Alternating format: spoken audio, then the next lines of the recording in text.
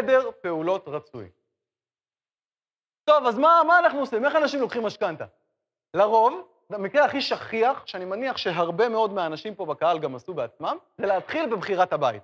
התחתנו, אמרו לנו שצריך לקנות דירה, איפה רוצים לקנות דירה? כמובן בפתח תקווה.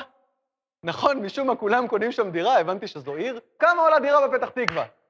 התחלתי את ההרצאות, דירה בפתח תקווה עלתה באזור ה1,700,000, כי היום הבנתי שהיא עולה כבר באזור ה2 פלוס, אז נניח שדירה בפתח תקווה עולה 2 מיליון ש"ח. זה עכשיו התקציב שאנחנו צריכים. רק עכשיו אנחנו הולכים ומדברים על מימון, על משכנתה. אנחנו אומרים, טוב, הדירה הזאת עולה 2 מיליון שקלים, זו הדירה שאני רוצה לקנות, כמה משכנתה אני צריך לקחת מהבנק? זה מה שרוב האנשים עושים. יש אנשים קצת יותר אחראיים. הם מתחילים בבחירת התקציב. איך הם בוחרים את התקציב? לא לגמרי ברור לי.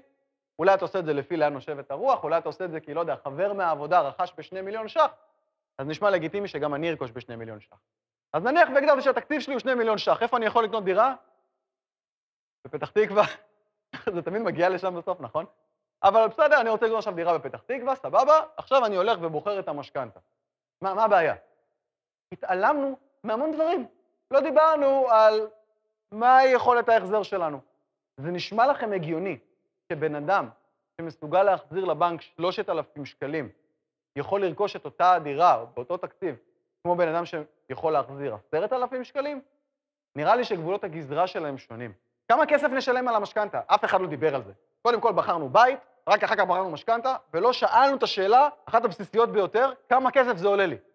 אם אני אומר לכם שהמשכנתה הזאת שאתם לוקחים, תעלה לכם 1,000,000 שקלים בריביות. לקחתם 1,000,000 ש"ח משכנתה ושילמתם 1,000,000 ש"ח בריביות. האם אתם תמהרו לחתום על זה? לא יודע. אולי כן, אולי לא. אבל אני חושב שזה מידע שאתם צריכים לדעת. לא דיברנו על האם ההתחייבות הזאת מתאימה לנו. האם מתאים לי עכשיו לקחת הלוואה של 6,000 שקלים בחודש לאורך זמן? האם התא המשפחתי שלי יכול לספוג את זה? מה יקרה אם התנאים ישתנו? המדד יעלה, הריבית הזו? לא יודע, בכלל לא התייחסתי לזה. התעלמנו מהמון השפעות. על הוצאות שכר, קופות גמל, קרנות השתלמות, כספים שנפתחים, ריביות עולות, מדד יורד, אני לא יודע מה. לא התייחסנו לזה בכלל. בחרנו את המשכנתה והמימון בלי לדבר על היכולת שלנו. ולכן, הדבר הראשון שאני רוצה שתיקחו הלאה מההרצאה, למי שעדיין לא נכנס לתהליך, ואני כבר אומר, מי שכבר רכש דירה, הכל בסדר, אל תדאגו, יש פה עוד הרבה מידע יעיל. אבל מי שעדיין לא נכנס לזה, הדבר הראשון שצריך לעשות זה להפוך את התהליך. קודם כל, לבחור מימון, להגדיר גבולות גזרה, ורק לאחר מכן, לרכוש בית. אני חובב רכב. אני יכול לומר לכם את הדבר הבא. כמעט כל האנשים פה יכולים עכשיו לרכוש BMW חדשה. בלי קשר ליכולת הכלכלית שלכם, סיכוי סביר שאתם תוכלו לעשות את זה. ייתנו לכם כל מיני הלוואות כאלה, בלון וגרייס, ואני לא יודע מה, ויעשו לכם כל מיני איזושהי עסקה, ותשלמו רק מעט כסף בחודש, או איזשהו שקר כזה. אבל רובנו לא נעשה את זה. אנחנו מבינים אינטואיטיבית, שזה, למי שזה באמת המצב, שזה מחוץ לגבולות הגזרה שלנו.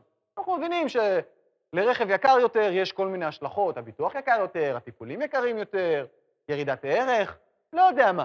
בדיור, ואני לא יודע כל כך למה זה המצב, אבל זה המצב, אנשים לא מתייחסים לפן הזה של גבולות גזרה. אנשים פשוט מקבלים את ההחלטה לפני שהם הגדירו אותם. ולכן זה מאוד חשוב.